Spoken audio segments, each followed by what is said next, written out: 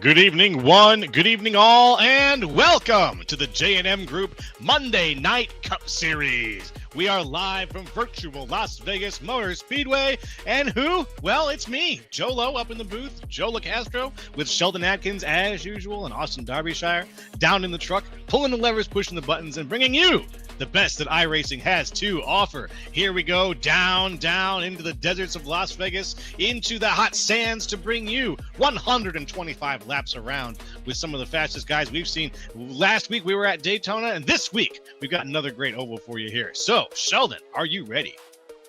Absolutely. Always excited to come here to the Las Vegas Speedway. Very unique D-shaped mile-and-a-half oval. Got a little bit of progressive banking, one of the first tracks to utilize progressive banking on the NASCAR circuit. And with that, you got a lot of variables all the way through. Different lanes you can run, but there's also a lot of bumps down the bottom too. But if you're man enough to be able to brave those bumps, you can be setting some pretty fast times here in a long haul. Well, that's beautiful. Let's see what kind of times they're going to be setting. Qualifying has been going on here for a little bit, but let's talk about some keys to the race in terms of how to get around Las Vegas. Why don't you give the boys some advice? Yes, absolutely. And one of the most important things I talk about it everywhere we go, but that's the meta with this tire model, with this sim right now. You want to run the low line as much as you can. Try to get those tires hooked up on that paint, especially through 1 and 2. Because if you can do that and you can keep it down there consistently, you can be really flying at the end of 15, 20 laps. Second of all, if you're trying to make passes, you're going to find the clean air. You don't want to be stuck behind somebody. The aero effects of this next-gen car since the last update, a lot more difficult than what we had in the past. So you want to try and get air to the nose of that car. And finally, 60% fuel cells here in this league. It's all going to be about fuel management. You're going to save as much as you can here to try and be able to make it to the end. That's the 1, 2, 3 right there. The low line, the clean air, the fuel management, all three coming together tonight and hopefully going to work out for these guys. We don't have any stops in this series. This is going to be a straight shot to 125. So with about 65% in the tank, I think that's what we've got. It looks like we're going to have a little bit of a green flag strategy, green flag pit strategy that's going to come into play here. You're just absolutely going to stretch that fuel cell as long as you can, but to be able to do that, you got to really back it down and try to get a couple extra laps out of it. And so they shall. Right now, we've got a couple of cameras bouncing around through the stands, getting things ready to go. Very soon here, it looks like we're going to be getting guys finishing up their qualifying run. There's only a few more names left on the track, I think, at this time. We go around some names from last week. We had Austin Call was the winner last week in the race, and we had a few other names. Andrew Palesci was also on the podium there. Who was third place last week? I want to go look that up, make sure I get that right. But let's take things down to the grid and get things started, and let's see how things are going to go tonight in terms of who is going to start things off and where they're going to be. First things first, Justin Lewis is going to start things off in the pole position with Michael Matta on the outside. Jonathan Casaber in third with Carolus Thiel in fourth. Chris Cornett in fifth with Trevor Dalton in sixth. Mike Boone in seventh with Ronnie Hurst in eighth. Mark Kazin in ninth and James Nelson in 10th. In line plays, we got Eric Nelson with Cale Peterson, his outside in 12th. Running off the grid in 13th, it's going to be Terry Litwiller with Joshua Stout in 14th. 15th place is going to be Dominic Batts with Joshua Yarborough in 16th. And starting 17th is going to be, well, we got a jump here actually, but starting 17th is going to be starting 18th is going to be Luke Wagoner with Maxwell Caldwell in 19th. And running at the top 20 here is going to be Andrew Palesci.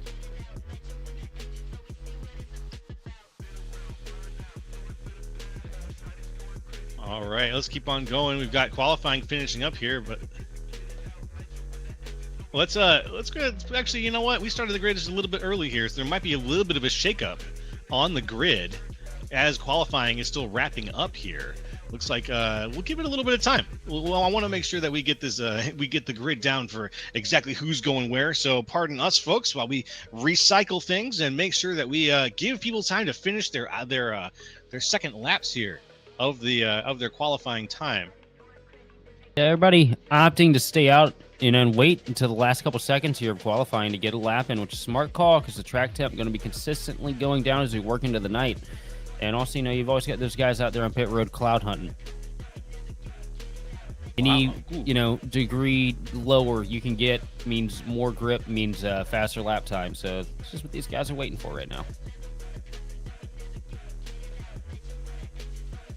And we have a few names out there that are waiting and taking advantage of this timeout on the track. We have Drew the serial killer Kuhn.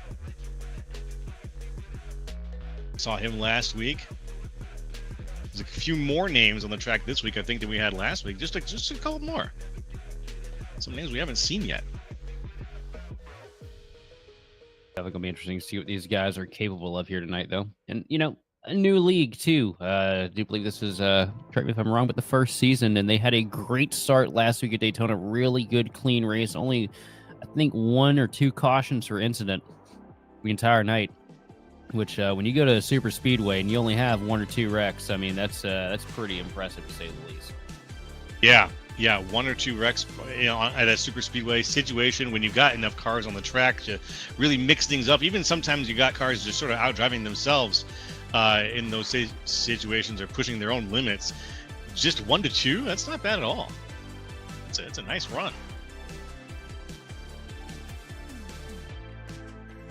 I haven't had a chance yet to get around Las Vegas myself, but not recently, and certainly not in the new car package. But I've got everything set up, so it might be a good time. This might be the night that convinces me to get in the sim myself and see what it's like to take one of these cup cars around. Yeah, Las Vegas is definitely a fun track. A lot of ways that you can make it work. And I hope we're going to see that tonight. That would be excellent.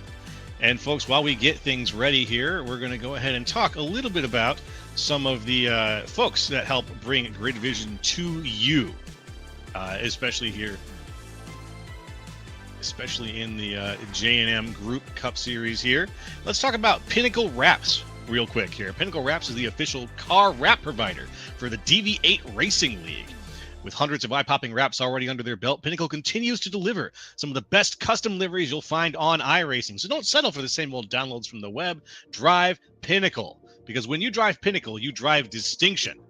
Haha, I love that. Check out facebook.com/ePinnacleWraps hashtag. That's facebook.com/E as in Echo, Pinnacle Wraps hashtag to see some more information about Pinnacle Wraps. Want to make your car look nice and fresh. I'm sure we all do. I haven't put a fresh wrap on the car in a number of years. I've been mostly just going off of what Trading Paints has to offer. So maybe a fresh one will be the motivation I need to get out there and show off a little bit of that of my Grid Vision livery a little more. One can hope. And I think that might be the checkered flag for qualifying. Yep. Gonna walk things back here real quick, rewind time, and we're gonna show you guys the starting grid from the top.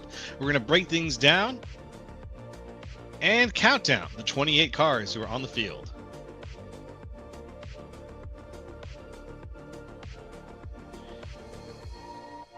All right, folks, let's go ahead and count down the grid. Here we go. First place, pole position on the grid. Same car as it was last time. Justin Lewis is going to hold things out in the pole position.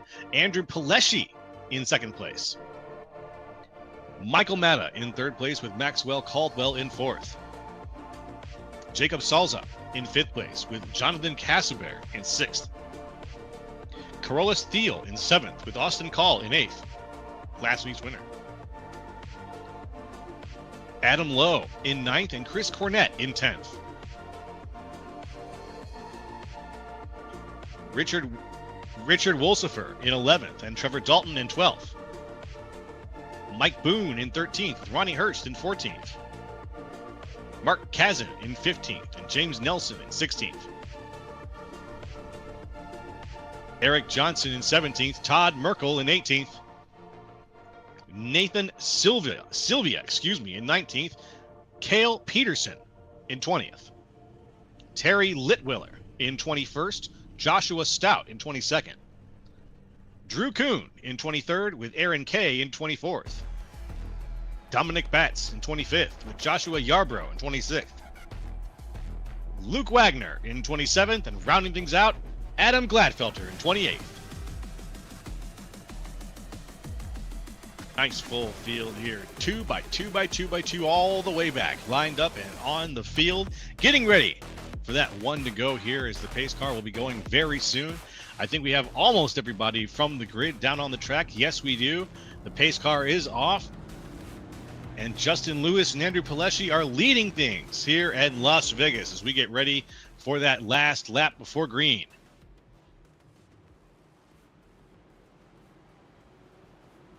Folks, thank you for joining us here on Grid Vision. Remember to smash that like and subscribe button following on YouTube. Always appreciate that. Love to see it. Love to bring you more iRacing action as we do every week.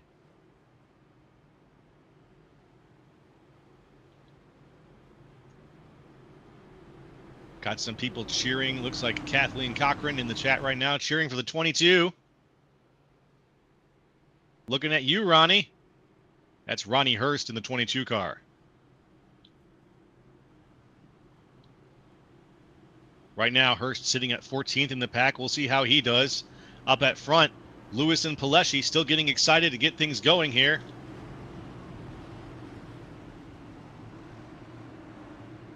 Make sure you've got your drinks ready, folks. Your popcorn is popped. You're on the edges of your seats. It's a beautiful night for a race here in sunny Las Vegas. Pace car will be going off here any second now, and the restart zone will be coming into view. There he goes. The green flag is ready and about to wave. And we are go, go, go. There goes the green flag here at Las Vegas. And a good clean launch for both lanes here into turn one. The inside line with the draw down to the bottom of the track here. 81 machine kind of caught, hung out to dry here. No drafting help with 81 machine of Pileshi, but he's going to try and reel it back around here on the outside line and move up to third place. This is what I've been excited to see. I haven't seen a mile and a half track with this package with the aero changes that we've had in the past couple months. It's going to be very, very interesting to see how well these cars draw up to each other.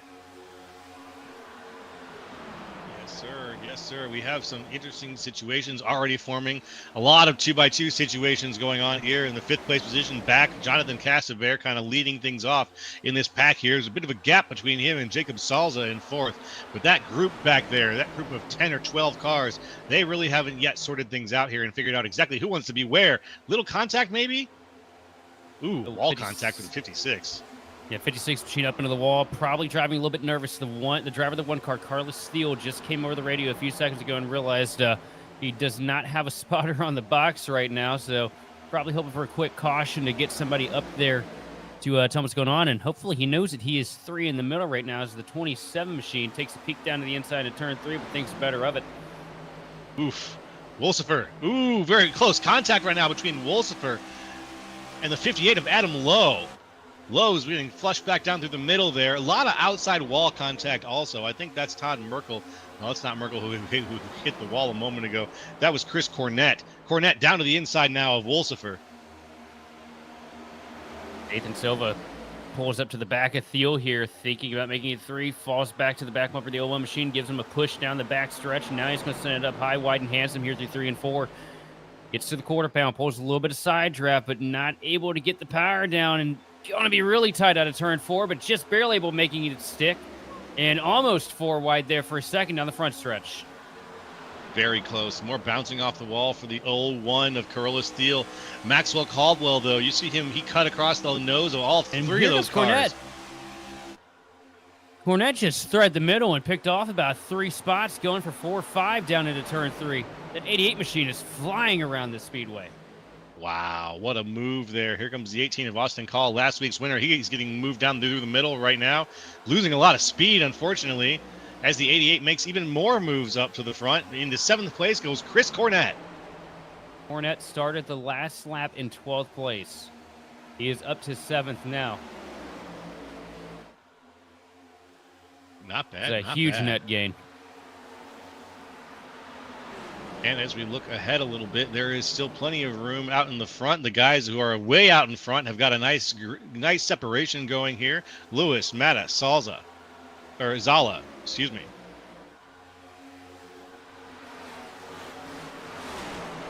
field, attempting to figure out what's going on with his crew chief app right now. Doing a pretty good job of it, though, hanging in the 5th place in that 01 machine. Right now up at the front of the pack, not a whole lot going on. Michael Matta just following, tapered off the back bumper of the 7 machine of Justin Lewis as Lewis continues to put down good, clean laps here at the point. But it's getting nervous again there for 5th place. Trevor Dalton now diving down to the inside in the 27 machine. Going to pick off 3 spots in 1 lap here. Yep. Dalton making the pass on Field. Field moving back down to the inside, down to the line a little bit. Not quite able to hold on, though, as he's going to move back there. The 27 moving forward very quickly. That's Trevor Dalton again, making his way toward the front of the pack here. Looking toward Casabert, looking toward Zala, trying to see if he can find his way up. Going back a little ways. We got a side-by-side situation right now between Paleshi and Cornette. Cornette way down to the inside on the apron. He's going to leave Paleshi just a little bit behind. Can he get the pass? Yes, he does. And here comes Wolsifer, also looking for a pass on Paleshi. And it's great how competitive these guys are running in the pack, but there's a bit of a problem with this, though. The more these guys run side-by-side, door-to-door, the less of an opportunity they have at closing up on that lead pack of cars that's slowly starting to break away here. Yeah, especially around P8. Chris Cornette leading this log jam of cars, Dominic Batts in the 10 machine leading this log jam of cars. They're just losing time the more they run like this. Yeah, you're absolutely right. From the first car back to about the 10th car, we've got single file racing, and it's pretty close single file racing now, I gotta say. Whereas we had some gaps that were close to half a second earlier, now there's no gap anywhere near half a second in the first top 10 cars. But once we get back a little bit further, once we get back to Dominic Batts and Andrew Paleshi, those guys are leading a much more tightly grouped side-by-side group of cars here that just can't seem to quite figure out where they want to race the majority of these remaining 100 laps. So I'm noticing Aaron Kane, the 37 machine, has the most family-friendly paint scheme on the field. Sitting back there in 21st. Oh, my goodness, yeah. That's one heck of a rear bumper on that one. That would be the 37 car. Yes, Aaron Caden 37. Shout out to the sponsor. I don't even know if I can say it on the air. I probably can, but it's one of those ones I just want to leave people to figure out for themselves. I hardly knew her. Zing. Love it. I love a little cleverness, though, on a car paint. I gotta say it. The rear bumper is good because it could be distracting to anybody behind them. That's right. They start reading that, they start laughing. The next thing you know, they're not thinking, and they're getting passed. Battle for second place, starting to heat up here. The 25 machine of Jacob Sala going to dive it down to the inside of the 7 of Justin Lewis. Lewis, who led them, the first handful of laps here, falling off a cliff right now as he loses 2 spots. In rapid procession, Michael Matta now the race leader while we were getting distracted by the funny paint scheme back there. Yep. Hey, we worked on us, didn't it? It worked perfectly. Did its thing. Ooh, Jonathan Casabert just vanishing from the field.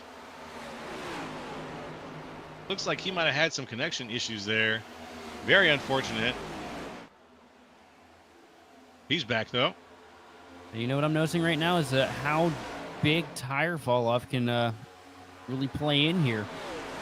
I was expecting it to be a little more like what we've seen at the short tracks the past couple weeks and everything, where you just kind of get position and you hold it. But definitely looking a lot more racy here at the mile and a half of Las Vegas. As we run aboard with the 25 machine of Zala, trying to reel in your race leader of Mata. 16 machine a 10th quicker the last lap. As we come across the line here, we're going to get the times again. And now Zala a little bit quicker. Just a little bit. Michael Matta out there in the front, though, still has a bit of a gap on everybody.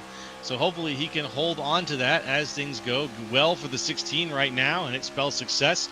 Back a little ways. These guys are mostly behaving. It's been Zala's race right now as he's moved up with Trevor Dalton. A lot of these guys up from where they started, with the exception of Justin Lewis, who started on the pole position, but I'm not sure how many laps he led. Do you know how many laps he actually led out of these 17 so far?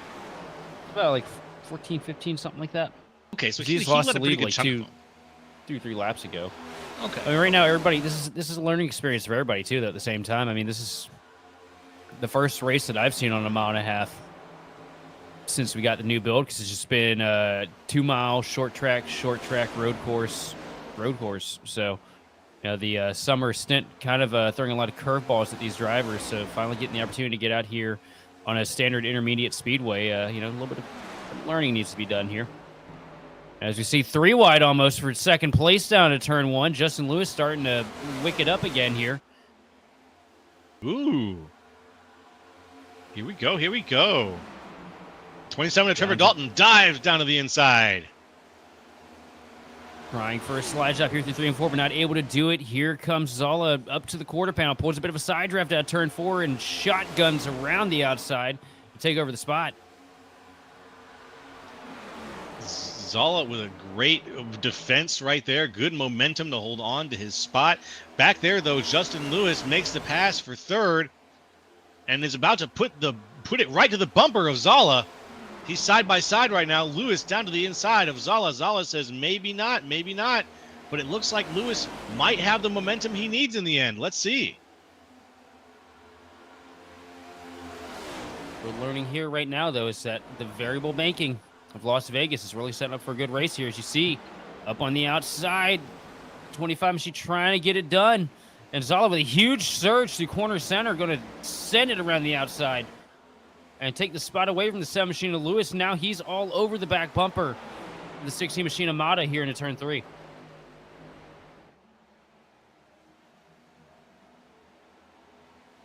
Very tight race up here at the front right now. Very exciting racing here out of Las Vegas as we go across lap 21. Looking for more action here. Thank you for joining us here on Grid Vision tonight, folks, at Las Vegas Motor Speedway for the J&M Group Cup Series.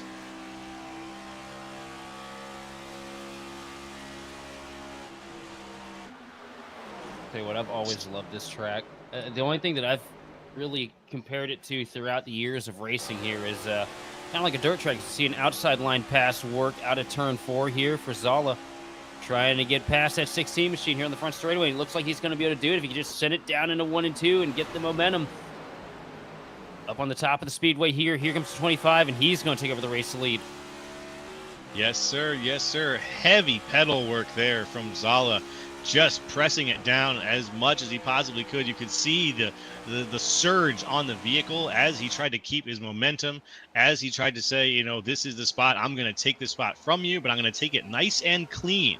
And the pass wasn't very fast, but it was a clean one. And now it's Michael Mata in second place, Justin Lewis in third. At some point, too, somebody in this field is going to get a little curious and start experimenting with that outside line all the way up against the wall through 1 and 2. And that's a good. Is that something that you would get on early, Sheldon, or would you wait for your tires to dictate when it was time to run that line? I would try it really early in the race just to experiment to see how viable it is on cold tires. And if it doesn't work out, you know, bring it back down to the bottom of the track. But it's definitely somewhere you want to try out because, you know, you got substantially more banking the closer you get to the outside line, especially through 1 and 2. It doesn't feel like it works so well through 3 and 4 because of the diameter of the corner. It feels like it just wants to lock you down to the line. But through 1 and 2, you've got a lot of options. It's just a matter of how much you want to torch those tires. We're seeing right now who's doing the tire torching, who's getting down there. And I'm seeing a few cars that might be running closer to a higher line, like the 14 of Nathan Sylvia. He did not go down in that back stretch there in 1 and 2. He did not go all the way down to the line, hug the line like most of the other cars are here. He's kind of riding the middle line. And through 3 and 4 here as well, he's riding the middle line. He's not going up to the wall, though, like you said. Also, with the sun setting here, it's really going to throw another curveball for these guys. This track will be changing a lot throughout this race. So you get a look at the sunset here in the beautiful Las Vegas desert. But Oh, and it's a lovely one. with the different lines and grooves that work here, you know, a lot of things change throughout a run, let alone throw that extra curveball of the ever-changing climate around the track. It will really reward some drivers in the later stages as opposed to others. And breaking into the top 5, Chris Cornett, the 88, looking solid right now, up 6 places from where he started. That's putting Trevor Dalton back down in 5th. Justin Lewis just ahead of him. Cornett sitting pretty in 4th. Ooh, up to the wall he went. Just close enough to get a little bit of a scrape there. So that's something I've liked seeing out of Cornett so far. You know, started further in the back of the pack. And he's been throwing a bunch of different lines, trying a bunch of different things here to kind of fine-tune what works where. You see him take a great look down to the inside through 1 and 2 and take over the 3rd spot from Lewis.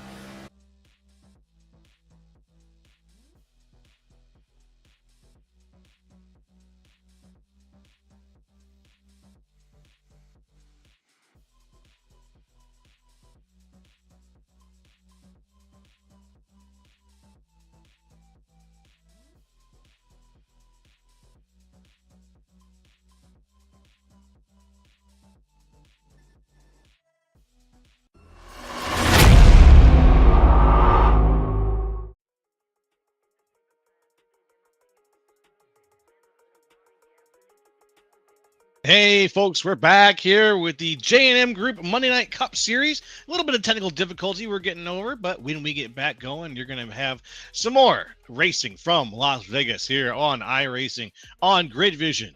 And I'm back up here with Sheldon. We're just enjoying a little bit of night music, I guess. This is the best way to describe this as we get the stream back up and running. We've had our first handful of cars come down pit road for green flag pit stops now. Majority of the field coming down as well. Chris Cornett was the first one to come down, taking the undercut. And he's going to have a huge advantage working down the back straightaway as he gets side by side here with the 7 machine of Lewis. Lewis with a great pit stop. Comes out just ahead of Cornett in the 88 machine.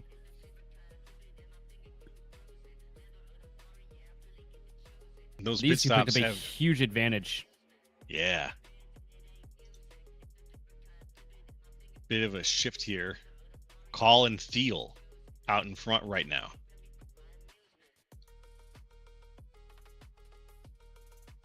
Yeah, Thiel opting to stay out as long as he possibly can. Has the clutch kicked in here through 3 and 4. I think he maybe ran it a little too light on fuel here as he gets hard on the brakes to avoid getting to the back of the 18 machine as he comes down pit road.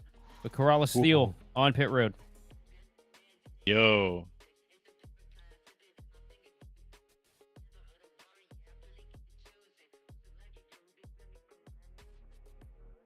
That was a very close call as they got down to the line there. So it's right now Maxwell Caldwell, your race leader, over Austin Call in second. These 2 cars that I don't believe have pit yet. Corrales Thiel just came down pit road, loses the lead. And just waiting for things to cycle back around here. These guys come across the start-finish line. But now we got live timing, so I can stop talking. Max Caldwell, so your race leader, over Lewis in second and Cornett sitting in third. That's it. The 1, 2, 3, and the field is back up. We are live yet again here on Grid Vision, lap 44 out of 125. So we are on the bottom 80 laps here.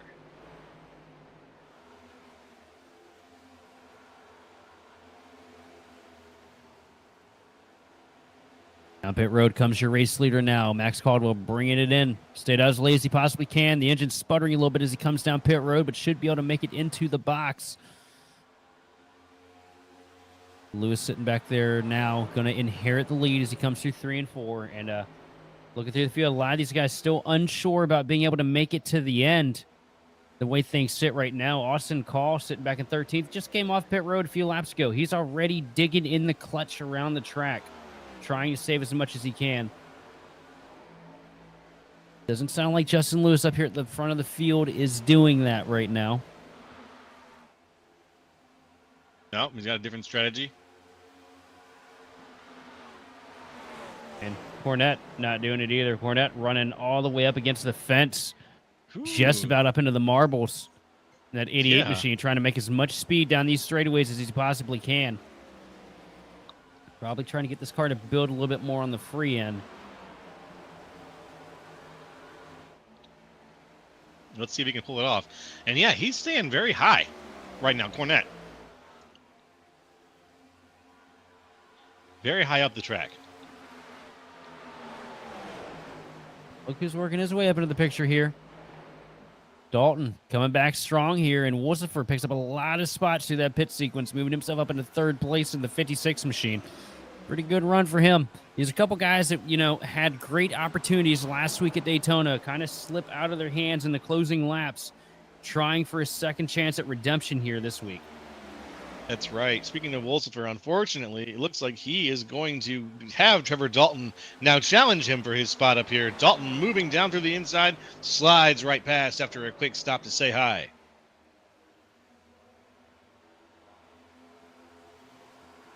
Dalton now holding on to third. So the 1, 2, 3 looks like this. Justin Lewis, Chris Cornette, Trevor Dalton.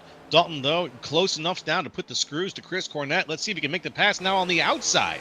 Changing up his strategy. Oh, Cornette's really loose. He gets loose. Going around on the back straightaway. Oh, my God. Huge crash. Cornette as well as Dalton, both hard hits with the outside wall. That was your third and fourth place cars. Yeah, Cornette just said what I was thinking. The car just snapped on him. It looked like his tire blew, but I'm sure it wasn't that. Let's take it back in the Wayback Machine and get a look at that. I got to show you guys this. This was insane. And that's one of the risks that you run into. Running up against the wall like that, coming back down to the bottom of the track. You see right there, I think he just grabbed a little bit of apron. Oh. Yes, he does just ever so slightly tips it over, and it de-wedges the car. And as soon as you do that in the next-gen car, in the old car, you could probably pedal it. In the next-gen car, well, I can't really say next-gen anymore because we're so many years into it, but in the Cup car, you don't have that luxury. Once you put the wheel to the right to try and countersteer, with this independent rear suspension, it just snaps the car. It turns exactly where you want it to turn, but it does it too much. It does it too much indeed. Wow, that really got out from under him. It was instant. There was nothing he could do about it. He just got down too close to the apron. Like you said, ouch. Ooh. And it involved another car. Unfortunately, it looks like that's going to be 2 down right now. Let's see. Who else was involved in that wreck? Good news for these guys, though. If I do remember correctly, we do have fast repairs behind the pit wall.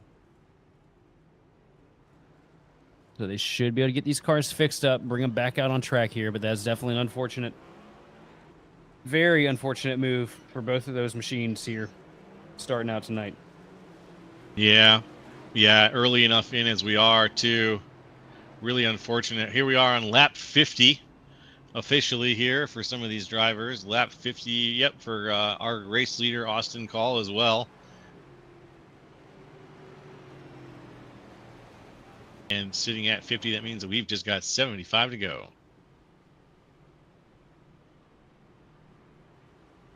.76 with NASCAR, man.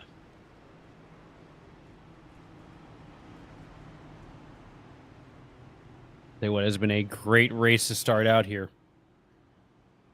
Yeah, breathless, really, truly breathless here in the early stages here. With the racing up front, it started off kind of relaxed up front.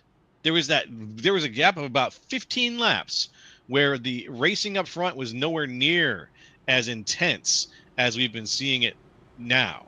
But then from that point forward, the race for the lead has been an absolute bloodbath. It's been Mortal Kombat up here at the front of the race. Everybody wants to try and set themselves up in the front here, have that clean air so they can use that dirty air, the wake of that car, to try and keep these guys mired behind them. Sometimes you just overstep a little bit and it puts you in a bad mess, and you end up with this just like what we just had a few seconds ago. And keep them mired. They will. Hopefully not. Actually, I want to see a similar start to this leg of the race like we had earlier on, where we didn't have any issues. We were mostly respectful, and then it wasn't even like a racing incident that caused that yellow flag. It was just a little bit of over driving the car, just letting the car drive itself down past the line a little bit. And so I think I want to see more of what we've had. Let's see more of that as we've got some more cheering from folks down in the YouTube chat. Looks like Melissa Beverland saying, "Come on, Ronnie." Be Ronnie Hurst in the 22 machine, I do believe. Yes, sir. Yes, sir. And there goes the pace car. Pace car's off. It's Call and K up in front. Austin Call, Aaron K, Richard Wolsifer. There's the green flag. We are green yet again here at Las Vegas Motor Speedway for the J&M Cup Monday Night Cup Series. J&M Group, excuse me. Monday Night Cup Series. And this caution coming out when it did really threw a couple curveballs up here at the front of the pack. Aaron K, who ran the first half of this race, sitting around 15th, now moves himself up into second. About to go toe-to-toe here, though, with the 56 machine of Wolsifer on the outside here. Down the front straightaway, door to door.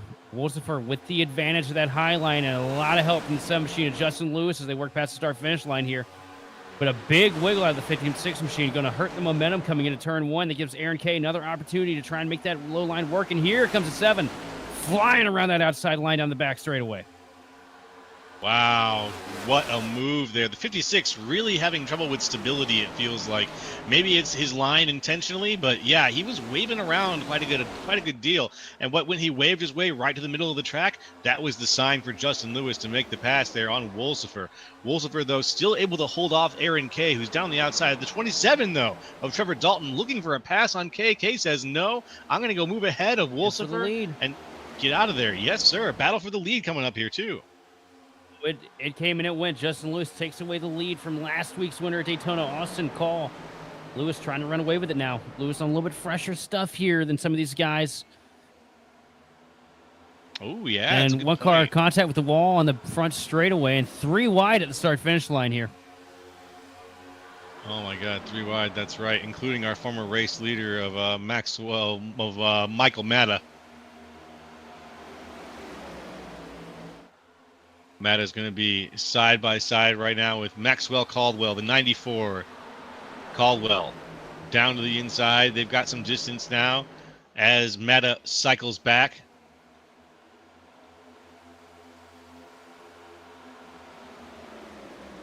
That transition to the apron is so terrifying to me now that we saw what happened, but it is a transition that seems viable here at Las Vegas. We've had a few cars take it so far, and we'll probably see a few more cars do that still.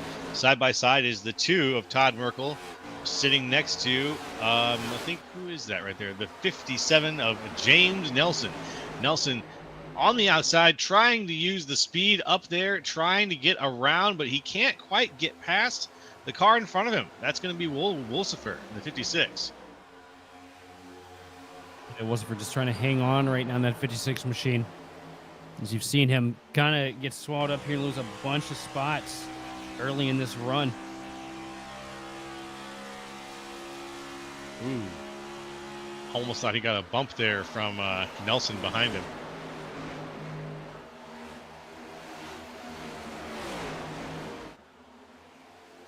Nelson's going to fall back. Oh, wow. Falls back very far. Almost gets into the nose of Cale Peterson, who comes flying up. Air Force car, screaming into action with the Red Bull colors.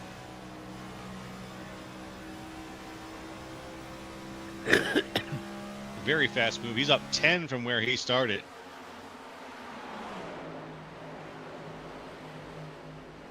The 2 machine now working that outside lane, trying to build a little bit of momentum to get past Nathan Silva here. Up into the fence, though, for Todd Merkel. Going to lose a bunch of time here down the front straightaway. Oof. Yeah, you can see the damage on the front right side of the car. Hopefully not too much in terms of affecting his driving. It doesn't look like it's cost him too much more speed. It looks like he's paid that, paid that fee, and now he's back at whatever he can muster out of the vehicle as he tries to make the pass here on the 94. Maxwell Caldwell down on his inside. Number 2 of Todd Merkel. Merkel up to the outside yet again, avoids the wall. But it feels like he's not going to. Maybe I spoke too soon, as he makes just about half a car's length pass on Maxwell Caldwell and sneaks just in front of him. Right now, don't look up at the front, but Justin Lewis is completely gone, checking out from the field now by 1.3 seconds. The first guy to really get the opportunity to get away from the effect of the draft and the arrow. It's going to be a long hill for Austin Call to try and reel him back in. As we look at the lap times here, last time across the line, Justin Lewis with a 30.9 and Austin Call with a 30.804. Oh, it's close, but it's like you said, it's those tires. That tire situation really worked out for Lewis. It gave him the power to pass Call cleanly, and then Call is 142. And then a guy behind him, Trevor Dalton, is on 49s. Aaron Kay's on 38s. These are cars that are going to hold up cars behind them. So you're only racing tires as good as the guy in front of you. And in some cases, that's going to be guys that unless you can't pass them, you're in tough shape. So we officially passed the halfway marker on tonight's race. So one thing I'm noticing too, there's a lot of fuel saving being had here too. Austin Call still kicking in the clutch pretty much all the way through the corners here at Las Vegas. Just look at these guys further in the back right now, really doing it much, but that 18 machine is just making sure that he has plenty of insurance in the Aflac Toyota to make it to the end. Well said, well said. He needs that insurance. He just wants to make sure that he can get there, as we've got cars straightening things out. A few passes trying to be made. Still looks like a few 2x2 situations coming and going as we go around Las Vegas here. Lap 63 out of 125. It's been a wonderful race so far here at Las Vegas Motor Speedway, folks. Thanks again for joining us. Be sure to smash that like and subscribe button here if you're watching us on YouTube. We really do appreciate the support. Every little bit counts.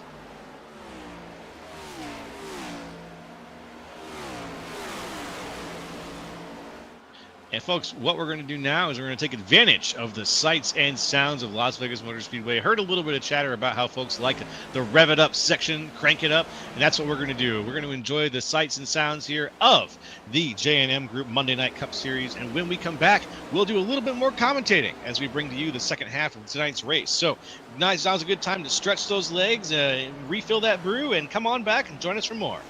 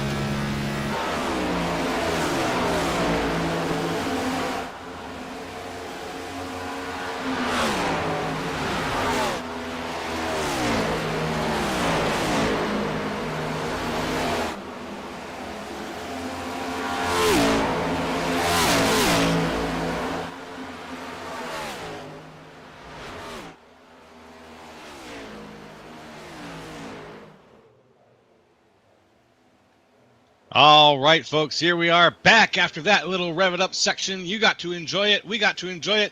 And by who are we? I mean, I'm Joel Castro, Sheldon Atkins, and Austin Derbyshire, your Grid Vision crew, your concierge to all the best in iRacing. And we are bringing you the J&M Group Monday Night Cup Series. You're here live on Monday night. They're here live going around Las Vegas. And it's been a pretty darn good race so far. Let's have some more action here, and let's see how things are going. By things, let's see what the current leader situation is like. Justin Lewis is out in the front by a margin of about $1.75 here, 1 second 75 hundredths ahead of Austin Call, who's in second. Trevor Dalton currently in third.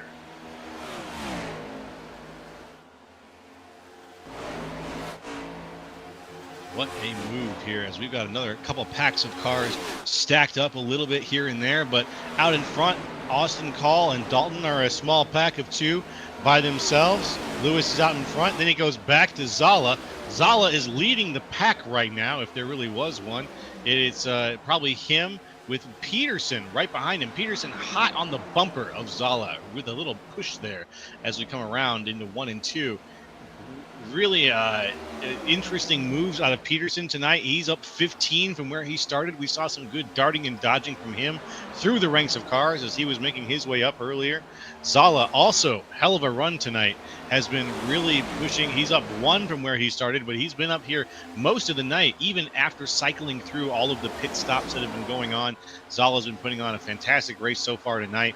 And as we go a little bit further back in the pack, we're just looking at things are a little spread out after all the green flag racing that we've had so far. We did have a 1 yellow there, a pretty good one that had us getting caught up with the pack. But now, as things have cycled out, some names that were in the front, like Michael Matta, Richard Wolsifer, their names are a little bit further back in the list here. It was Chris Cornett was the name of the car that was actually spun out, and Cornett's now down about 2 laps from the lead. But things are otherwise looking pretty good along the field as we go around lap 74. Got some varying strategies going on all the way throughout the board, too. You know, sitting up there in the lead, going for all it's worth right now is the 7 machine of Justin Lewis, pulling away a sizable margin second place. But sitting in second place and holding together really competitive lap times, running matched laps to your race leaders at 18 machine of Austin Call. And if you ride on board here, you see the RPMs dip all the way down to nothing. That's because he's got the clutch kicked in just about all the way through the corner until he has to get to the throttle, trying to save as much fuel as possible. And he's probably at this point got an extra lap or 2 sitting in the tank over your race leader.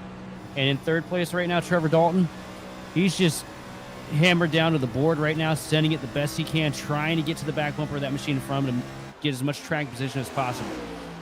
And you've got that all the way throughout the field. Different drivers trying different things to make it to the end of this thing. And honestly, right now, if we had to set down picks, I'd have to go with that 18 machine of Austin Call because he's so relentlessly quick right now. All at the same time, he's doing everything he can to save fuel.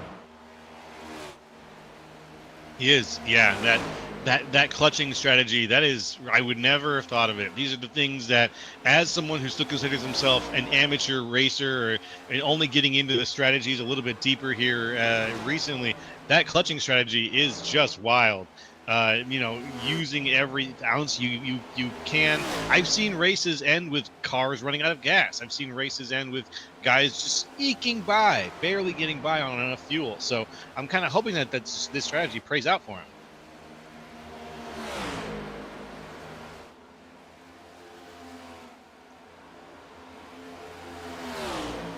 Watch. Oop, here we go. Very, very close now. Trevor Dalton is making his way past Austin Call for P2.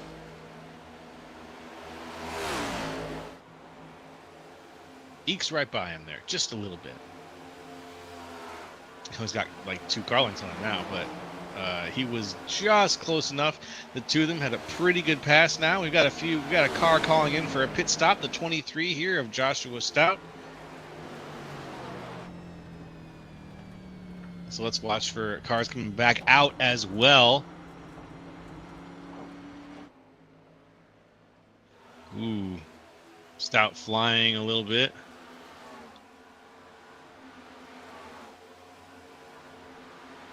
heading down.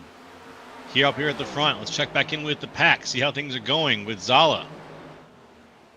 Peterson looking for the outside of Zala for just a second. Couldn't quite get it. Has to avoid the wall there. Still signaling for the outside. Could just be pushing him right now, though. It looks like he's maybe not trying to make the pass.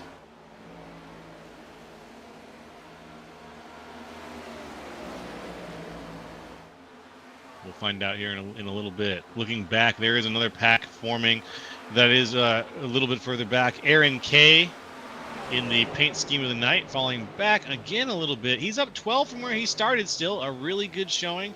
But Todd Merkel's going to make the pass. Oh, he's going into pit. Okay, Aaron K takes this moment to go pit. So he's going to cycle through the pack here as we have a few other cars. It looks like Luke Wagner is in the pit. Possibly some more cars coming down here in the near future, but this would be a good time to do it. A pit stop now could potentially set you up for the rest of the race, so you want to get it in while you can.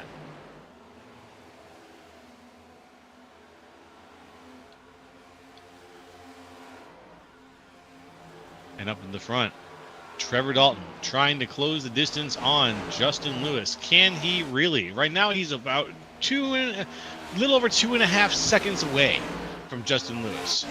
But Justin Lewis has got his own problems. He's making a pass right now on Chris Cornett. Smoothly done. The lap traffic cycles back yet a little further. Cornett's not going to like that, obviously. He's back on lap 80, whereas Justin Lewis just started 82. But it's going to have to work out, and that gap is where he's going to live.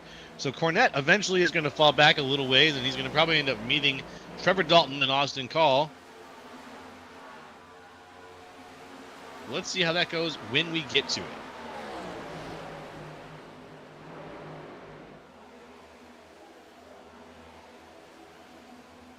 In the meantime, we've got the 27 of Trevor Dalton. Austin Call back a little ways. Go back a little further. Jacob Zala on the outside, still Cale Peterson. Although Peterson is still probably just tucked into that pushing position. It looks like he goes so wide every time on that. It's just a hard read. Up into the fence on the back straightaway. Under the inside, though, here comes the 21 machine trying to gain position on the 5 through 3 and 4. Neck and neck down the front straightaway. Can he do it? He's got to have his pops. And Drew Kuhn going to take the position. Nope. Still side by side through 1 and 2. Thought he had the momentum to clear him, but not quite as they come down the back straightaway. Mike Boone giving it all he's got, though, up at the top of the hill, and a huge run down the back straightaway. Going to pull him even into turn 3. And this is a spot where you've got to be careful, because as we got one car down pit road right now, the 18 machine of Austin Call. Saved a whole lot of fuel and comes in early. It's kind of not the strategy I was expecting out of him. Down to the bottom of the track. Here comes the 21 machine, and he gets loose over the bumps. Almost loses the back end of that car. And that's going to give Mike Boone the spot without contest down the back straightaway. And now Drew Kuhn trying to hold back Terry Litwiller in turn 3. Driving a little more defensively now. Goon's just looking to make sure that Litwiller does not have the ability to get around him.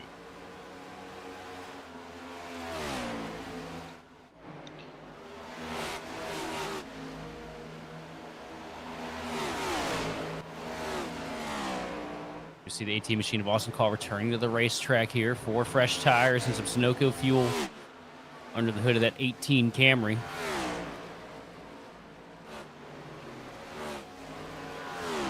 Couple more cars coming down pit road. The 69 machine, Terry Litweiler, is on pit road. And it looks like he's actually the only one that came down this lap. So we got more coming in now. Here comes Wolsifer. And like Mata. Mata coming down as well. And here comes race leader, Justin Lewis. Making his stop too. That's going to switch things up a little bit. That's going to give Trevor Dalton his time in the limelight for a little while until it's his turn. His last pit lap was 49. Come down here pretty soon. I like the move that Austin Call made there, coming in, coming in early. He's going to have a little bit of an advantage here just by having those fresh tires on that machine quicker than everybody else. Trevor Dalton, now your race leader over Sala. Caldwell sitting there in third. Caldwell now moving up to second as Zala comes down pit road, it looks like. Mm-hmm. As you see them finish the service on the 7 machine of Lewis, who has been the hands-on favorite here tonight.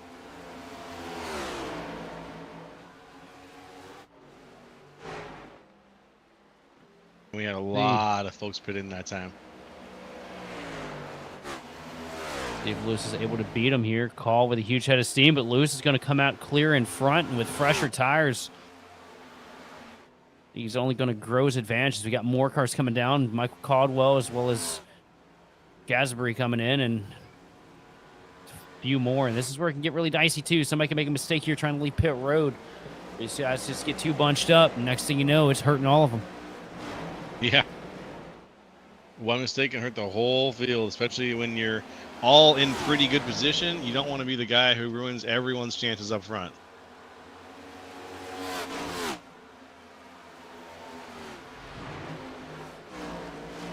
The 5 would-be leaders are currently on pit road right now, so we're going to probably see who can get out absolutely the fastest.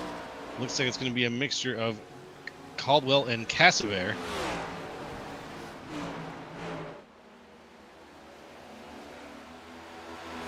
This race leader right now over Austin Call.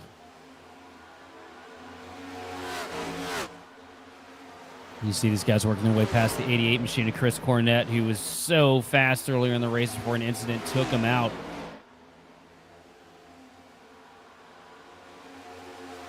.8 on pit road for Austin Call and a 14.6 for Justin Lewis, and these two only separated by 0.5. That whole difference right there. Oh, Call was 2 seconds quicker on pit road. Hang on. My eyes jumped. I just saw the final number. 42 seconds on pit road versus 40 seconds for Austin Call. That is impressive. Sometimes the margin is a different type of margin. It's a little closer than you think. I'll say Justin playing it smart though, creeping down pit road, not trying to get himself into any trouble, no, speeding penalties or unsafe entrances or exits. So Lewis really putting together a good race here, giving up time when he knows he can afford to do it. And here comes Dalton moving his way into the picture now, moving up into second place on, I believe, the freshest tires out of these 3.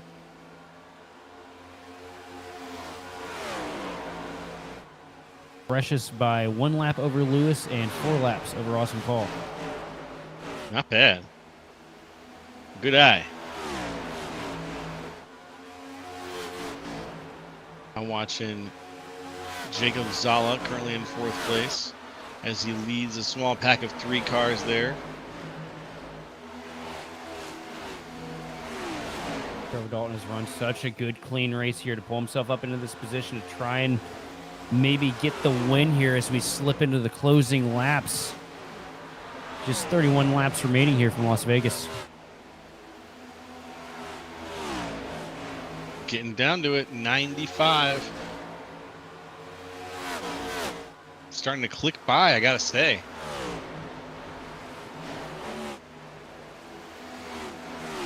It's been pretty good. Here's some lap times on the board right now for you folks. Got Trevor Dalton, fastest car on track that lap. Ran a 2, but next lap over, loses a little bit of time as he gets into the dirty air of the 7 machine of Lewis. Lewis back up to running 30.3s. And these two, they've just been yo-yoing on who has the fastest time here the past couple laps.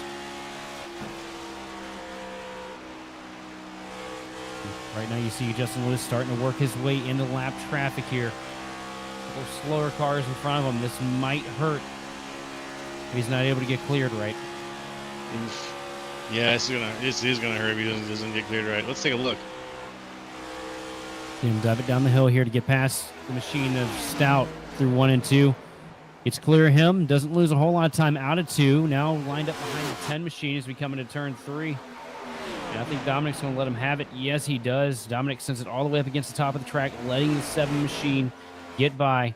Now it's just a matter on if that 27 car, Dalton, is able to clear a little bit quicker, but doesn't look like he's going to. Kind of mired right now.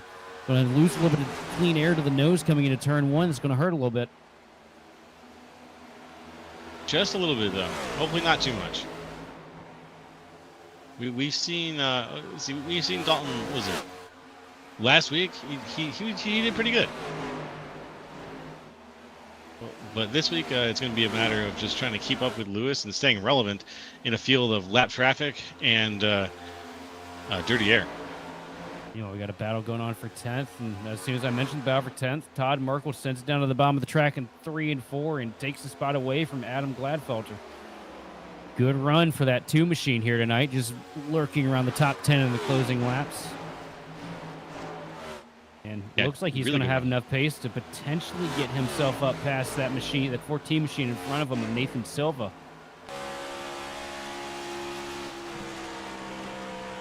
Does he have the speed? Sylvia looking good from Merkel's perspective. Let's see. Can he close that gap? Right now, the gap between Sylvia and Merkel is about half a second. Merkel just a few hundredths of a second faster. These past 2 laps is slowly starting to creep in. Once he gets to that draft range on that machine in front of him, it might help pull him in a little bit quicker.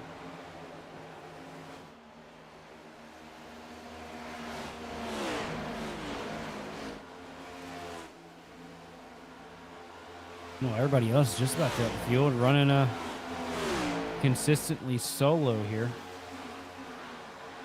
Yeah, just about. Kind of feels like it. A lot of solo performances right now. Although we do have a bit of a group Max here. Caldwell gets tight right in front of the 22 machine of Ronnie Hurst. That was almost a tricky situation. Hurst a lap down, just trying to get himself around here. Just leave me alone. And big trouble for Austin Cawthor 1 and 2. Loses a whole bunch of time here on the back straightaway. Yeah, that was costly. That was very, very costly. As it looks like ooh, so close. With Zala and Caldwell grouping up there. Very, very close in 3 and 4.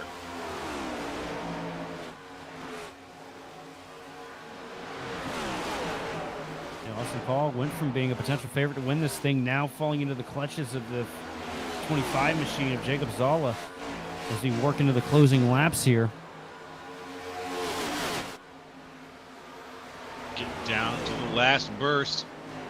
The Affleck down car. to the inside. Here comes Zala with a huge head of steam.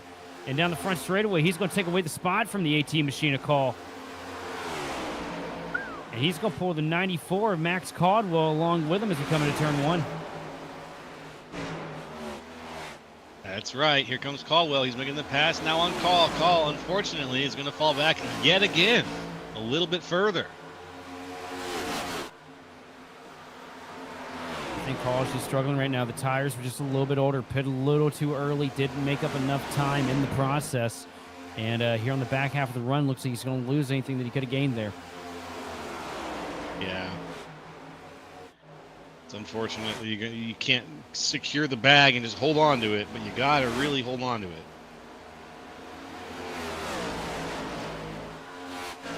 See Max Caldwell now trying to get to the back bumper of Sala here in the back straightaway. We need a little more momentum than that, though, if he wants to make some kind of a move happen as he peeks to the outside here, trying to get clean air to the nose of that Chevrolet. Not a good enough run on the front stretch, as you see Sala send all the way down there underneath the white stripe, trying to, shave off that extra couple hundredths of a second on the front stretch.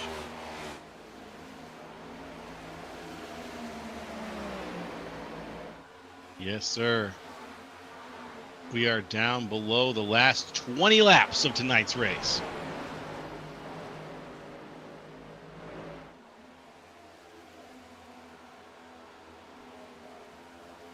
Eyes on, the situation here. Couple cars. One car hard off the wall, unfortunately.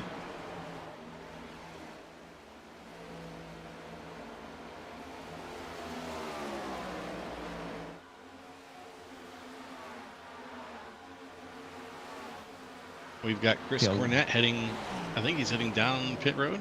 Yep. Or he's on his way out, actually. Excuse me. This has been such a rough night there for the 88 machine. One mistake, and it takes him completely out of it. Yeah. Same thing goes for a couple cars, too. Michael Matta mired way back in the field right now, sitting in 17th place.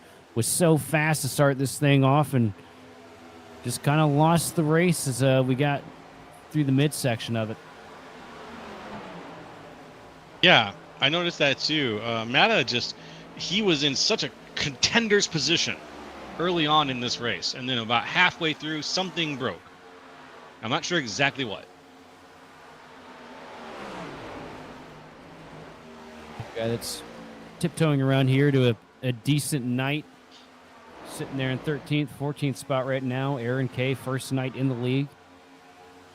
Bringing that wonderfully sponsored number 37 machine around here, trying to get a good finish out of it. As you see, Call still going at it now. Here comes Peterson all over the back bumper as we work out of 3 and 4.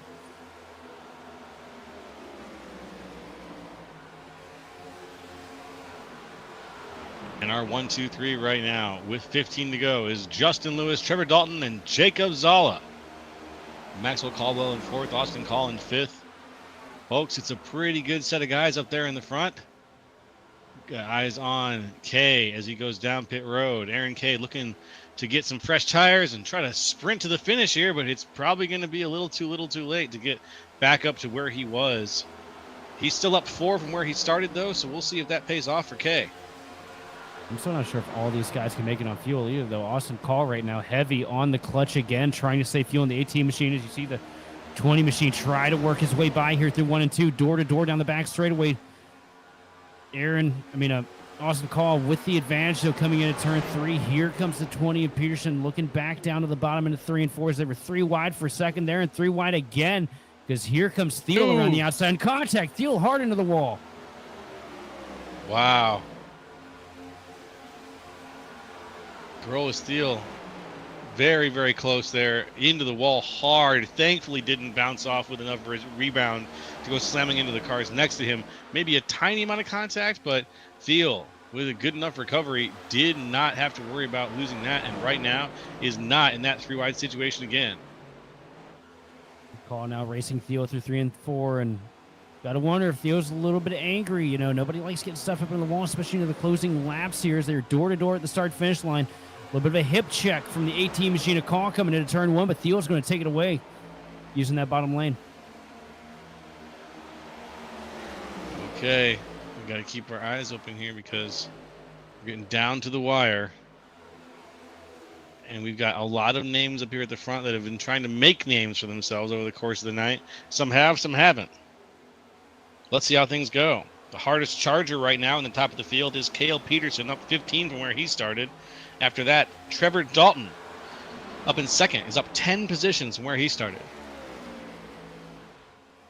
Yeah, Dalton's been putting together a really good night here. Started this thing off 12th place, sitting in 2nd spot. 0.7 of a second separating him from your race leader, Justin Lewis. But the story of the night has been that 7 machine. Was fast at the start of it, and out of all the guys that were quick starting this thing off, he's the only one remaining up here at the front of the pack. Justin Lewis just been on a dominant drive here from Las Vegas. Really has been. From the time he got the pole position to now, Justin Lewis has had an incredible storied drive here at Las Vegas. Sat back a little ways, lost some positions, but then took them all right back. Ooh, contact right now. Contact between Peterson and Thiel. Just a little bit, just enough, but Thiel holds on the inside. They're not going to have to worry about that. Very close. I got a feeling it's going to come back, though, to haunt them. It might happen a second time.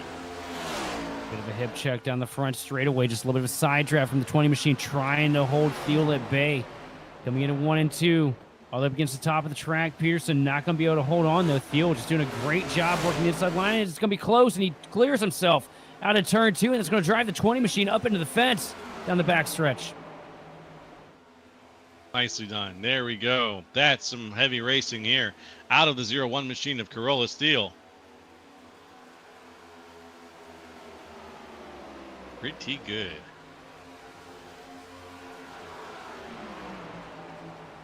All right. Taking a look ahead as we get ready here. Lap 117. Just 8 laps to go in tonight's race here from Las Vegas. It's Justin Lewis out in front with only a half-second lead on Trevor Dalton, who is running him down right now. Oh, Steele tags the fence out of turn 4. Huge contact for the 0-1 machine. Going to lose a spot here as the 20 machine of Pearson flies around the outside into turn 1. Oh, he falls back a little ways. Can he get back to where he was? Can the 20 take back that spot? It looks like he's going to. He's going to try to open the door and then close it. And he does.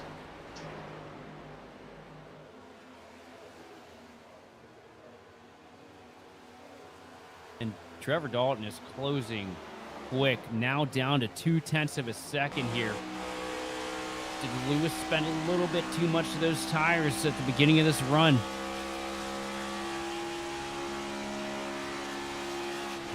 It's a good question. 3 and 4, and you see that advantage starting to close ever so slightly, but now Lewis starting to get back on it here. Once Dalton closed up into that 0.4 of a second band, he started losing the nose a little bit. Yep. He's got to try a different line, and we got a yellow car around. Uh-oh. I've got Corolla Steel on my list here with the flag right now.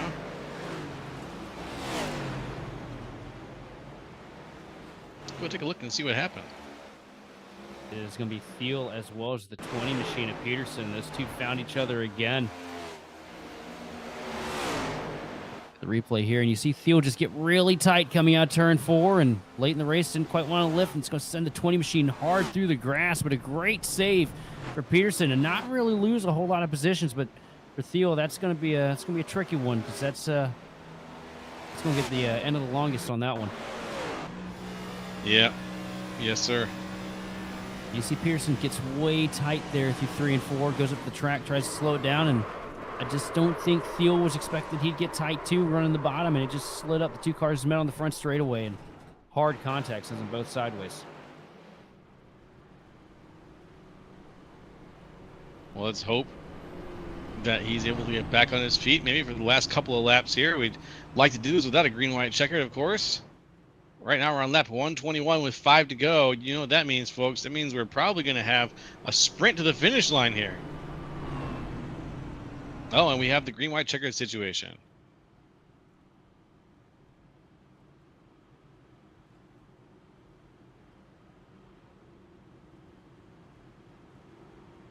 All right. Well, it's either going to be a natural or unnatural green-white checkered. Let's see which one we get.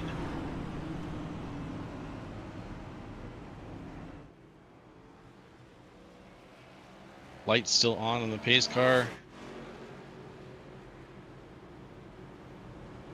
As we go around, folks, go ahead and throw in the chat. Is your favorite still driving right now? Where are they at? What position are they in? As you thought this race is go with the way that it's been going for them? You think it's been going well? You think it needs some work? Let's hear what you got. What so far? This has been an incredible race here. These guys really putting together some good long green flag runs. I will say one thing. This just became an any man's race here. Anybody in the top 5, they get a good restart. They have an opportunity to seal the deal. Because this car, once you get them all bunched up, man, it just gets so unpredictable about how things are going to play out. We'll have green, white checkered here, 2 laps to finish it off. Could be in for a little bit of chaos here, and this could end in tears. Well, let's hope that the only tears it ends in are tears of happiness on the victory road. But I think I know what you're talking about, and it's not that.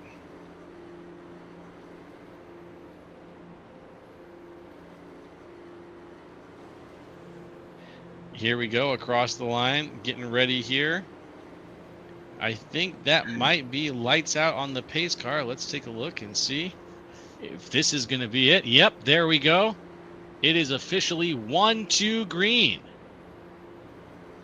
Leading things off, it is Lewis, Dalton, Caldwell in the 1-2-3. With Jacob Zala in 4th and Cale Peterson in 5th.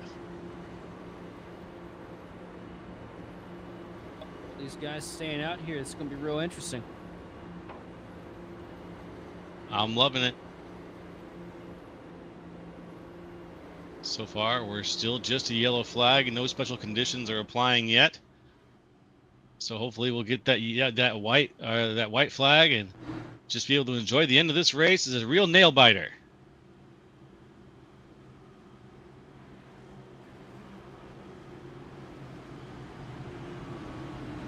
All right, coming around 3 and 4, folks. Get ready, get ready. This is it. This is the exciting part. We get to see who had the best strategy, who was the luckiest on this restart, and exactly how they are going to accomplish winning the Las Vegas Motor Speedway race here on J&M Group's Monday Night Cup Series. Any minute now, here goes the pace car. He's off. We're looking for the restart zone. And there it is. We are green yet again. Oh, we got wheel spin. Zala head on into the fence here at the start-finish line. A couple other cars sliding through the grass. No caution on the speedway yet, though, as they come 3 wide down into 1 and 2. And Justin Lewis with a huge advantage. A little bit of contact between Austin Call and the 27 machine through 1 and 2. And here comes Max Caldwell. Does he have enough tire to get to the back bumper of the 7 machine here to close it out with 2 laps to go? It's going to be difficult for him to get past that 7, I can tell you that. But getting there might be possible. Just might be, and that wheel spin did take out about 3 cars there who all managed to go either down to the inside or far enough out to the outside. We got the white flag. We're going to take this to the checkered, folks. Going all the way around. No green-white checkered tonight. It's looking pretty good. And who's it looking good for? Justin Lewis out in front. Max Caldwell in 2nd. Trevor Dalton in 3rd. Out in front, Lewis has got... Oh, around on the back straightaway. Oh, no. We got... Half the field is just wrecked there. No, there's still got some people driving.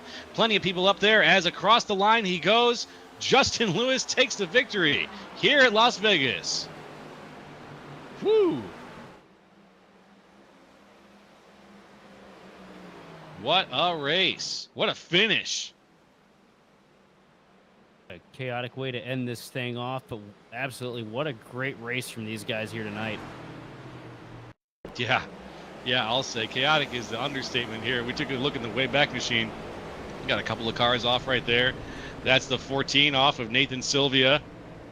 He was part of that initial wheel spin situation there on the restart.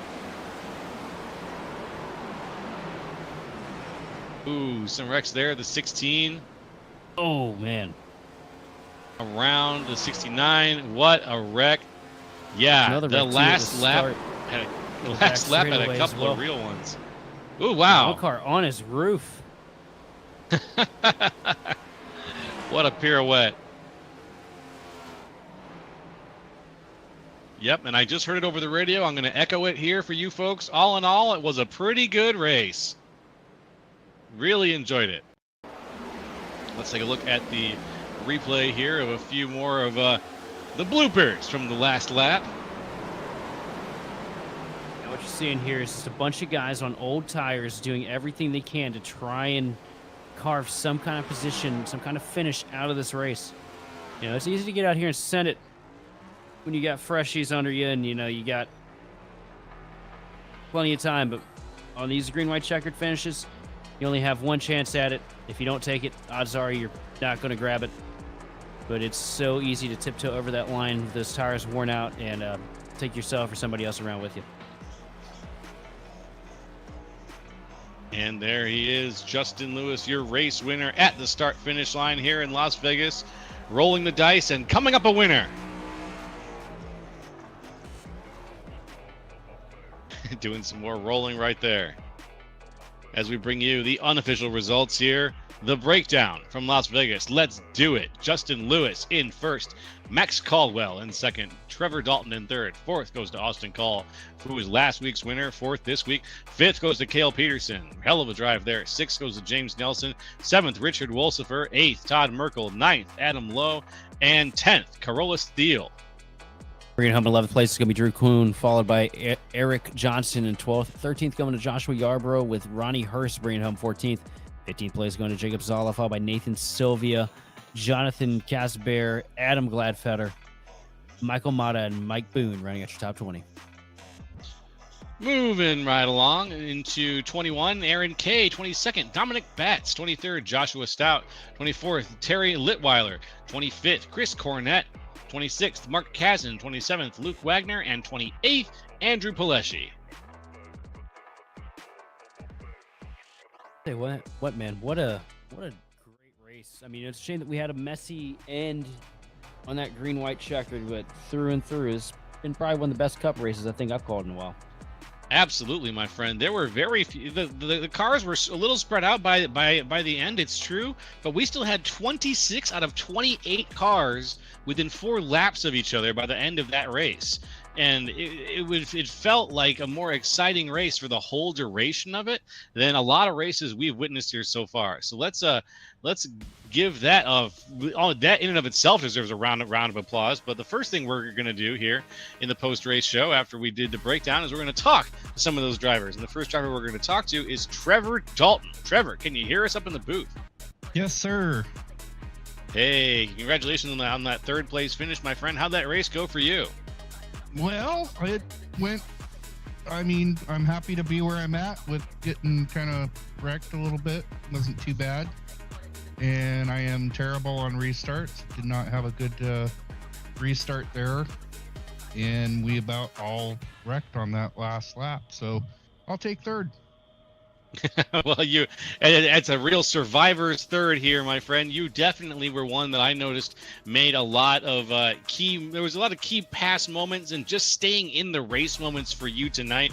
It was a survivor's race. Is Las Vegas one of your better tracks, one of your harder tracks? How do you feel coming into tonight's race? Las Vegas is a mediocre track for me. Tires can be weird here, and I mean, you know, if I can stay with the front and not be overly aggressive and have a little bit of tire under me, I do all right here, but it's not my favorite. I got you. Well, after the change up to the package and everything, I think everyone's on fresh footing here. But it looks like you still managed to, even though it wasn't your favorite, pull out that third place finish in a field of chaos and a few restarts there at the end. I want to congratulate you and say good job there. Is there anyone you want to shout out to tonight or thank for your performance? Well, you guys in the booth, hey, you guys absolutely rocked that Daytona broadcast. I'm really looking forward to going back and watching this one. Really appreciate you guys coming on board.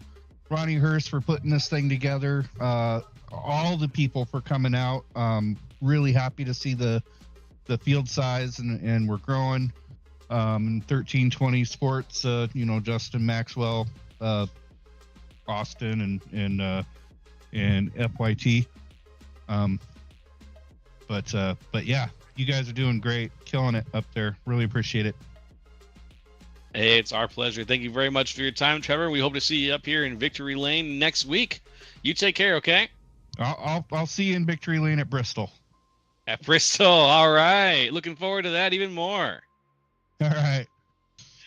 Okay, folks, that was Trevor Dalton, your third place finisher for tonight. I am going to pass things over to my partner, Sheldon Adkins, and he is going to have some words for Maxwell Caldwell. Take it away, Sheldon. Yep, sitting. Yeah, I'm mad at you, Max. No, I don't know why. He said I had some words for you, and I don't. Mainly just questions. So sitting here, P2 tonight, you had a really quiet race all around. Started off, up at the front, sitting there in fourth place, and just kind of floating around that top 10 bubble. Got into the closing laps, so it looked like you saved a little bit of extra tire, and you were absolutely hauling before the caution came out. Just tell me, man, do you think that final restart was going to be your shot to take it home tonight? No, we had wheel damage on the right front. So absolutely not. We got a P2 with wheel damage, so I'll take that all day. Um, I mean, the way the race played out at the beginning, I was really, if it was going to go green like it felt like it was, I wanted to save as much fuel as possible the first run.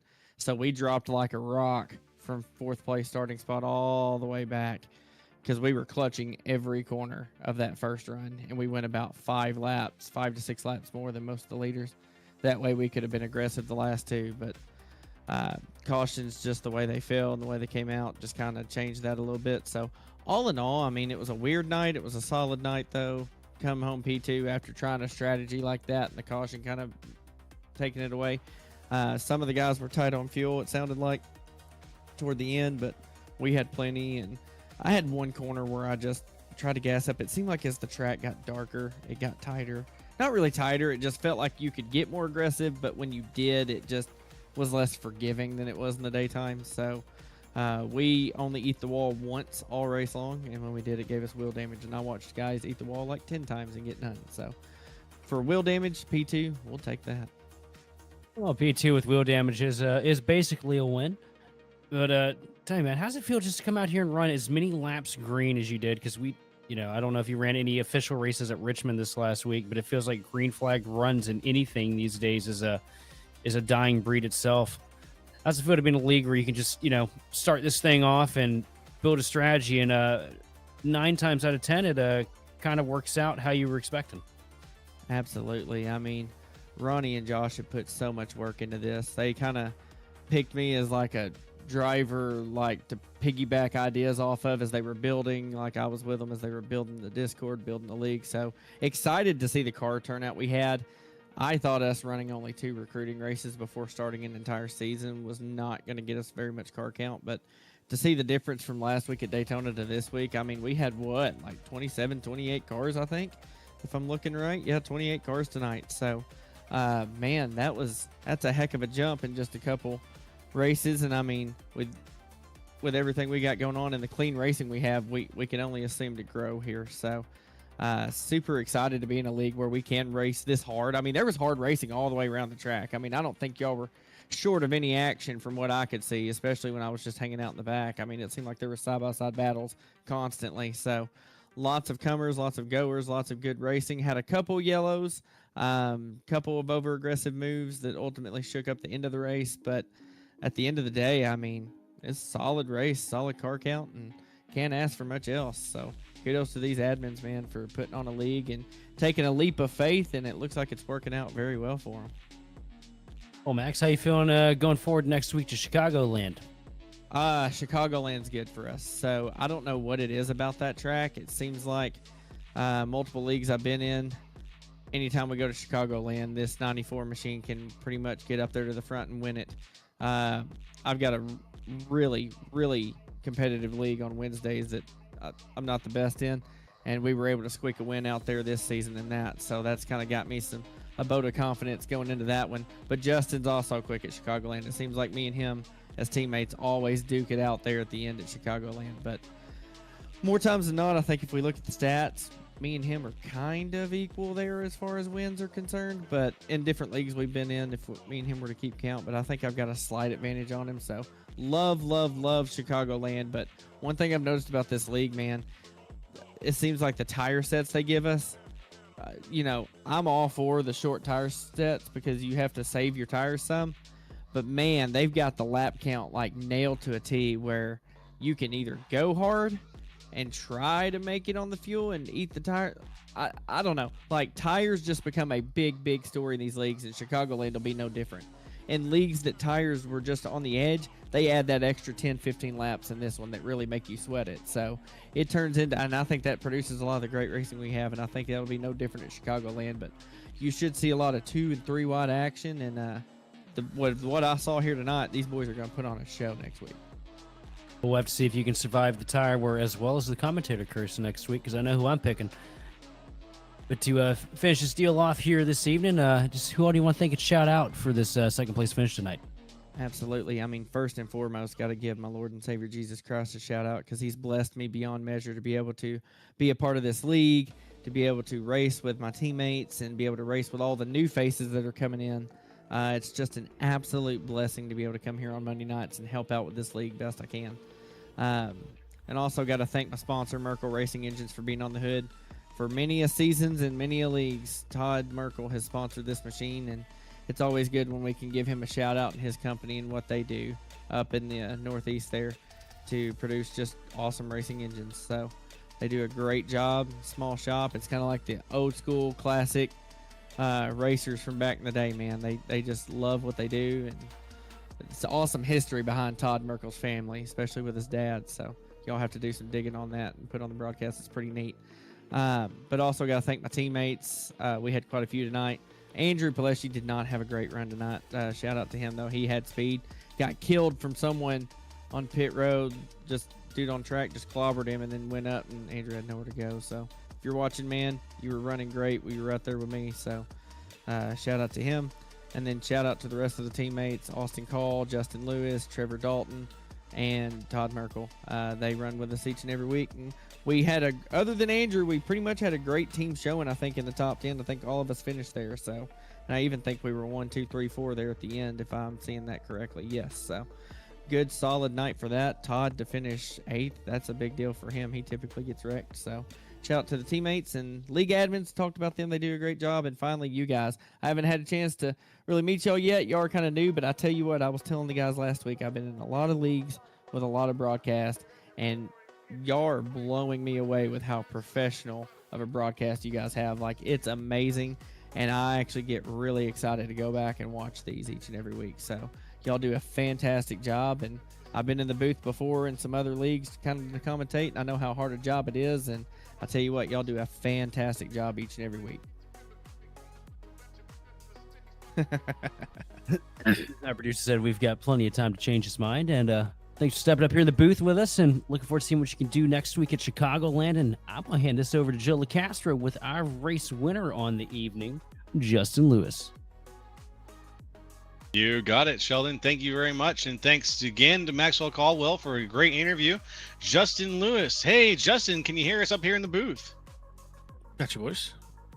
Hey, all right. Congratulations on that gold medal, my friend. 84 laps led. You had the pole position going in, and you had the gold medal going out, my friend. Way to go. How were things from your perspective leading 84 laps? What did the race look like from the perspective of the middle? Because there was some time in there where you weren't leading laps, I noticed. And what was your strategy there? Was it just to sort of save a little bit and wait until the end of the race, or were you like more relieved at the end of the race had the yellows that it did? Yeah, like, with 2 sets of tires in this kind of race with the fuel strategy, you have to pick your battles. In my case, usually I am known with my whole team to cook a right front or, overdo some tires a little bit, but still keep some pace in the car. I'll just fade late in a run. So getting the pole, I was like, well, leading laps is great, but I'm going to kind of set a pace. And when I feel that they want to go around me, go for it. So that's kind of what we did. And I think Matt had a run on me, and I just let him go. And I think it was the 25 car had a run on me, and I let him go. And then my other teammate Trevor kind of got out there, so I let him go, and I just kind of started doing that. And then, with the way it worked is I just kind of wanted to save a little bit of stuff. But then I got to thinking, I was like, man, Dirty Air is not that fun either, because that was really not that good either for as far as the car's handling goes. And usually Dirty Air, car tighter, well, you're going to burn right front anyway. So that's a double-edged sword for me, because I could do that leading anyway. So I was like, well, we're just going to save a little bit. And with the green flag pit stop that came out, we kind of normally in that case where you're going to have like the guy's fuel saving, and I wasn't obviously being up front like that first run. I just said let's not take tires here, see what happens. And we get like 10 laps later and the caution does come out. So like, well, I guess we're going to take 10 set of tires now. And we're from like 8th to the lead in like 2 laps. And then really, I kind of figured everyone was going to take them on their second stop. So I was like, I really don't want to take these, but I took them. And I think without the yellow, I might have been about a half lap short on fuel. I didn't think I was going to be that close, but Trevor had me pushing my pace a little farther than I wanted to. and I was about, if it wasn't a half a lap, it was about a quarter of a lap short. I mean, it was going to be close. Wow. So the yellow I did not want to see until I clicked over to the fuel thing at the yellow. It's like, oh no. So I was like, okay, it works. But I don't know. It may have worked. Sometimes iRacing's real finicky. I mean, it'll go till it hits 0, like 0. So in other words, like it'll have some fuel in the fuel lines per se. But yeah, it was nerve wracking there for a minute. I mean, leading. I'm big on leading, especially in the NASCAR stuff. As a real life dirt guy and no mirror in real life, that sucks to be the leader because when you get passed on the outside, usually when it's too late and they already found the line before you did. So, yeah, it was a good race. I mean, shout out to you guys. This broadcast looks phenomenal. It's cool to see, all the effort you guys put in with all the details. My ugly mug's on here now, so that's sad to see for everybody else to watch. But, it's good. It's a good deal. I like how what you guys have done with the place. This is a big difference for what we're used to from previous stuff, and just even having a broadcast. Ronnie and Josh Gerbo did a really good job on getting this deal running quickly, and I did not expect to see the car count jump from last week to this week. A lot of new faces. Usually that goes really bad. For 1-2 cautions, that was very good. So because to be honest, I knew nobody when we started this, and this most of the guys that we had last week I knew, but like this week I didn't know half the people we were around. So I was like, okay, we'll just see how it goes. But yeah, again, shout out to them, shout out to you guys, shout out to my teammates. They got me last week because I was not paying attention. They caught me sleeping at the wheel, basically leading that line, and I faded to my death, or to 6, I should say. But yeah, it was good to get some redemption, not have to rely on the draft. And yeah, it's hopefully go pull a repeat at Chicagoland. I kind of want to dog Max for a minute because he said that he's maybe a little better than me. I got a record at that place, and there was a while that I won like 8. I think I won like 7 of 8 races at Chicagoland amongst like 5 different leagues with a broad of talent. So, all right. But I think he is good.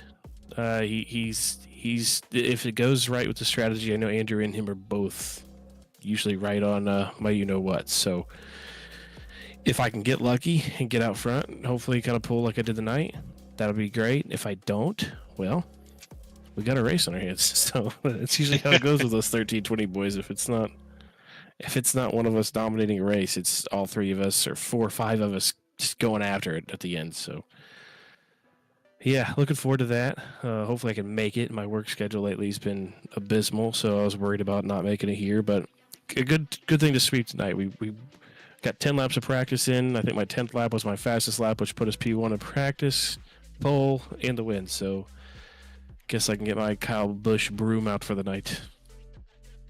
All right, man. You beat me to every question I had. I was going to ask you about Chicagoland. I was going to ask you about who you had to shout out to, and so I just want to say thank you, Justin Lewis, for your time tonight. It sounds like you're excited for next week. I'm really looking forward to seeing this match between you and Maxwell. See how things play out over the course of the race next week. So hopefully your work schedule allows you to make it, my friend. And we want to thank you again for your time.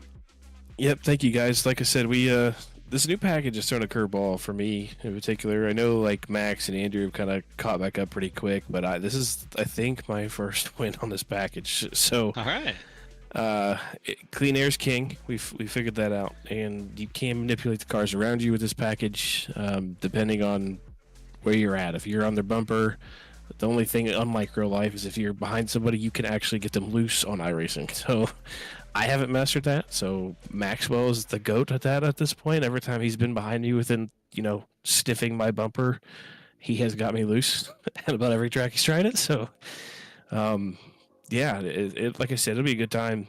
Chicagoland's probably one of my favorite iRacing tracks just because you can do a lot of things, move around top, bottom, middle's there. So, yeah, it'll be a good time. I'm excited to throw it down there again. All right. Well, Justin Lewis, thanks again, and we'll talk to you hopefully on Victory Lane next week. Thanks, boys. We'll see you. All right, take care. That was Justin Lewis, everybody, your first place winner tonight from Las Vegas. And Sheldon, how you feeling after that race, my friend?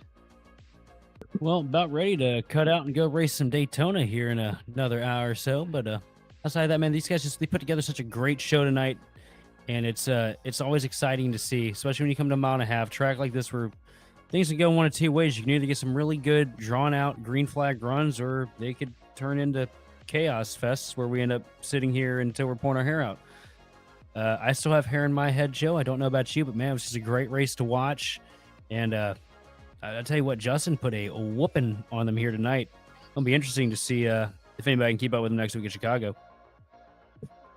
I do like I wish that I could go to Chicagoland in real life, but we can always live our dreams here in iRacing, my friend. And it sounds like sounds like next week, Monday night is the place to be. And here at Chicagoland, Monday night is the time, and Chicagoland is the place to be. So we're going to get some action here in the J&M Group Monday Night Cup Series. Be sure to join us then, folks, for that. We've got a lot of racing action here. Hit that like and subscribe button and follow us for more here on Grid Vision. As we get things wrapped up here from the entire Grid Vision team, though, I want to thank you for watching and participating in the chat. For more information on getting your league broadcast or starting your career in broadcasting, hit us up on Facebook, X, or email us at gridvision.live. Want to say congrats again to Justin Lewis on winning tonight's race from Las Vegas. This has been Joe LaCastro, Sheldon Atkins, and our producer, Austin Derbyshire. And hey, we'll see you next time on the grid.